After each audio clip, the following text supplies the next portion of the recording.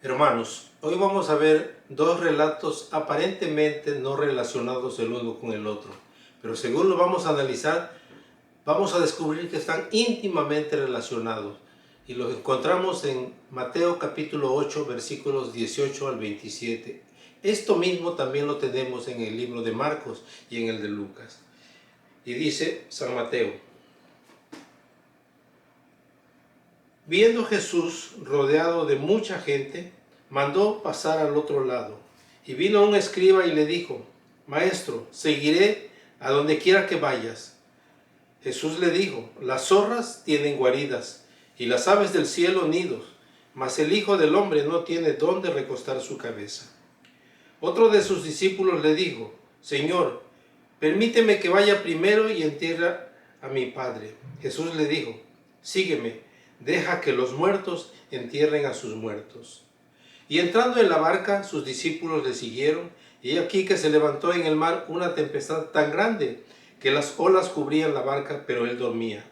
Vinieron sus discípulos y le despertaron diciendo: Señor, sálvanos, que perecemos. Él les dijo: ¿por qué teméis, hombres de poca fe? Entonces, levantándose, reprendió a los vientos y el mar, y se hizo grande bonanza. Y los hombres se maravillaban diciendo: ¿qué hombre es este que aún los vientos y el mar le obedecen? Como decíamos, en el primer caso tenemos a un escriba, un religioso, vamos a llamarle ahora un abogado religioso, que decide o piensa separarse de su grupo religioso y seguir al maestro, pero lo quiere hacer bajo sus condiciones. Primero, le dice a Jesús: Señor, te seguiré donde quiera que tú vayas. Jesús le dice: sí, nada más que las zorras tienen donde vivir y las aves del cielo tienen sus niditos, pero el Hijo del Hombre, o sea yo, así se autonombraba él siempre, en un gesto de humildad, no tiene ni dónde poner la cabeza. Y sigue adelante. Aparentemente este señor entiende cuál es el mensaje.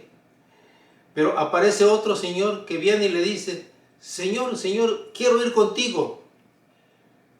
Le dice el Señor: sígueme. Ay, Señor, pero antes tengo que enterrar a mi papá. Aparentemente esa necesidad de entierro era un deseo de sepultarlo para recibir su herencia, él. Por eso Jesús le dice: yo no tengo ni dónde poner la cabeza. Ahora, ¿qué es lo que entendemos aquí? Número uno, que a Jesús hay que seguirlo por el deseo que Él pone en nuestro corazón de seguirle y no preocuparnos de los demás. Él le dice: deja que los muertos, no los muertos físicos, sino los muertos espirituales, entierren a sus muertos, los que se han muerto sin reconocer a Cristo como su Señor. Y tú, ven, sígueme, ahora sí vamos a estar juntos. El Señor, según el relato, entra con sus discípulos a una de las tantas barcas que habían por ahí. Era una región de pescadores y había muchas barcas. Se sube a una, se empiezan a navegar y él se queda dormido. Pero fíjense, ¿dónde se queda dormido? En el cabezal del barco. Ya había dicho que no tenía dónde recostar su cabeza, así es que entendemos que no llevaba una almohadita para que le resultara cómodo, sino que ahí sobre la madera, ahí se queda dormido. Y en esas andamos cuando de repente se desata una tremenda tempestad. Y lo más curioso es que los discípulos, los 4 pescadores, porque son los iniciales, que estaban muy relacionados con los eventos del mar, que cada rato tenían el mismo problema, se llenan de pánico. Y por así decirlo, salen corriendo y: Señor, Señor, ten misericordia de nosotros, sálvanos porque nos ahogamos, como diría cierto personaje de la televisión. Pero el Señor les dice: calmaditos, calmaditos. Le ordena al mar que se calme. Y lo más curioso es que se calma de inmediato. No se toman ciertos momentos, nada, se calma de inmediato.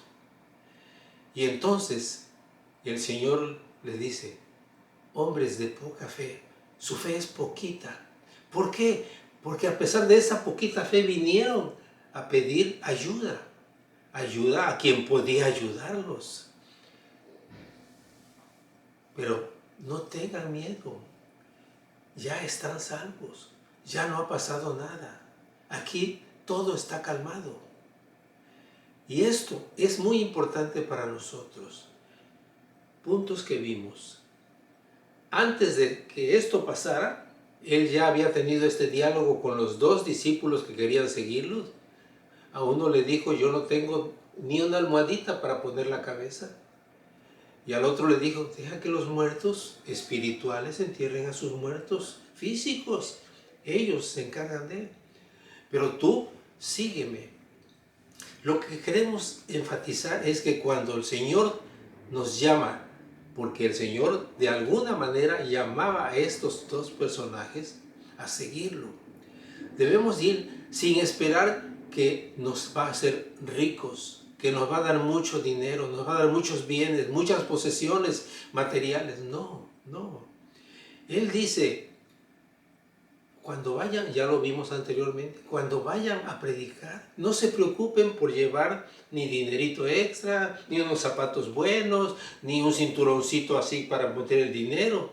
No, vuestro Padre, si tiene cuidado de las aves, también va a tener cuidado de ustedes. Si tiene cuidado de aún del número de sus cabellos, obviamente que va a tener cuidado de ustedes. Ahora, ¿cómo lo va a hacer? A través de los recursos de su creación. En este caso concreto, a través de los que han recibido el mensaje y que están tan contentos que están dispuestos, como los de la primera iglesia cuando nace allá en el libro de los Hechos, a repartir sus posesiones, lo que tienen, compartirlo con los demás. El libro de los Hechos nos dice que causaba admiración entre los demás, que entre los cristianos, los seguidores del camino, como se llamaban antes, no hubieran necesitados, porque todos compartían lo que tenían. ¿Y quién pone ese deseo de compartir con los demás? Dios es el que te pone el deseo. Por eso sus dos grandes mandamientos, principales mandamientos es: ama a tu Dios con todo el corazón, con todo el cerebro y con todo tu ser. Y ama a tu prójimo como si fueras tú mismo. Comparte con él lo que tú tienes. No te están diciendo que lo derroches y lo regales. No, no, que lo compartas. ¿Sí? Y eso incluye el mensaje de salvación. Cuando nosotros empezamos a compartir el mensaje, sentimos un gozo indescriptible. No lo estamos haciendo por dinero o por ganancia, lo estamos haciendo por ese deseo de compartir lo que el Señor ha hecho por nosotros. En todos los milagros que hemos analizado y estudiado, nos encontramos que el deseo del que recibía ese beneficio del milagro era compartir con los demás lo que Dios había hecho con él. Aun cuando en muchas ocasiones Jesús les prohibía que lo hicieran, pero ellos no se podían quedar con la boca callada, como decimos en México, sino que tenían que compartirlo. Y lo mismo nos pide a nosotros. Ahora, ¿qué aprendemos de todo esto? Que no debemos pretender seguir a Dios ni desarrollar alguno de los ministerios para el cual Él nos capacita. No es algo que tengamos ya nosotros desde el hecho que nacimos, no. Él nos pone eso. Recuerden que al profeta Jeremías, cuando lo llamó y lo mandó a predicar al pueblo de Israel, Jeremías dijo: ay, Señor, es que yo soy un niño, no sé hablar. Y él le dijo: no digas eso, yo voy a poner mis palabras en tu boca y esas son las que tú vas a decir. Cuando llama a Moisés para ir ante Faraón a liberar a su pueblo, Moisés dice lo mismo: soy tartamudo, Señor, ¿cómo voy a presentar ante Faraón tartamudeando? Y Jesús le dice: sí, yo hice el tartamudo y el que habla bien, y tu hermano Aarón es muy bueno hablando, así es que tú vas a llevar el mensaje a Faraón y tu hermano es el que se lo va a transmitir directamente, el que le va a hablar. Y así, de esa manera, tú vas a ser ante Faraón como un Dios y Aarón, tu hermano, va a ser como tu profeta. La otra cosa que aprendemos de esto es que cuando recurrimos a Dios, aunque sea con un poquito de fe como estos discípulos, Dios nos oye y Dios ocurre y concurre para ayudarnos. Eso es lo que debemos tener bien presente. No importa cuánta fe tengamos. Ahora, recuerda una cosa, que la fe no es algo que nace de aquí por nosotros mismos. San Pablo nos dice que la fe es un regalo de Dios, pero es el único medio por el cual podemos llegar a ser salvos. Y por eso a los discípulos les dice, reconoce Jesús, hombres de poquita fe, por así decirlo humanamente ahora hablando, qué bueno que vinieron ante mí porque soy el único que los puede ayudar. Ahora, ¿qué otra cosa podemos aprender o debemos sacar de aquí?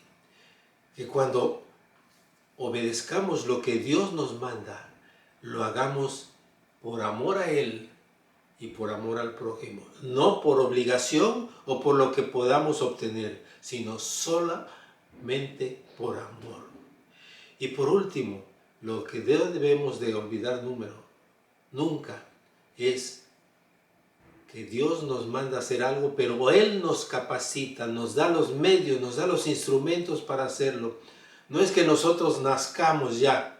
Claro, en los designios de Dios, sí, pero nosotros no lo sabemos, necesitamos una capacitación y eso lo vamos a obtener en el medio en que nos desenvolvemos, ya sea en la iglesia a la que asistimos, ya sea con el grupo al que estamos ayudando, ya sea en la escuela o en la universidad donde nos mandó, ahí vamos a seguir aprendiendo. Pero todo eso, traerlo y ponerlo entre los pies del Señor para beneficio de los demás y obviamente nos va a traer también beneficio a nosotros. No debemos andarnos preocupando, ay, es que es un trabajo que paga muy poco. No, si el Señor te manda ahí, hazlo. No lo hagas para quedar bien con tu jefe. Hazlo por obediencia a Dios. Y con estos pensamientos, mis amados hermanos, reciban la bendición. Que el amor de Dios, el Padre, la gracia de nuestro Señor Jesucristo y la comunión del Espíritu Santo sean con todos ustedes ahora y siempre. Amén.